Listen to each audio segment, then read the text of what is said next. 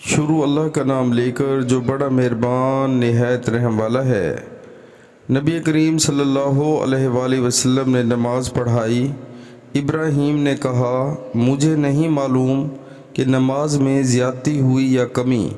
پھر جب آپ صلی اللہ علیہ وآلہ وسلم نے سلام پھیرا تو آپ صلی اللہ علیہ وآلہ وسلم سے کہا گیا کہ یا رسول اللہ، کیا نماز میں کوئی نیا حکم آیا ہے؟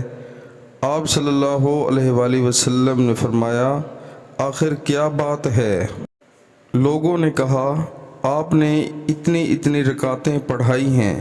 یہ سن کر آپ صلی اللہ علیہ وآلہ وسلم نے اپنے دونوں پاؤں پھیرے اور قبلہ کی طرف منہ کر لیا اور سہو کے 2 سجدے کیے اور سلام پھیرا۔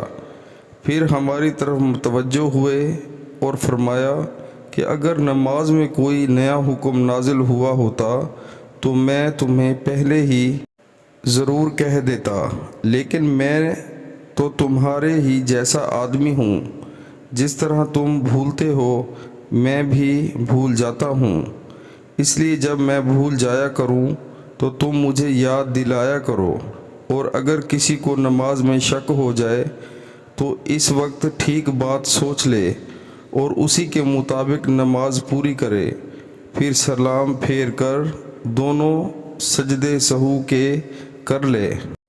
صحیح البخاری کتاب نماز کا بیان۔ ہر مقام اور ہر ملک میں مسلمان جہاں بھی رہے نماز میں قبلہ کی طرف منہ کر لے۔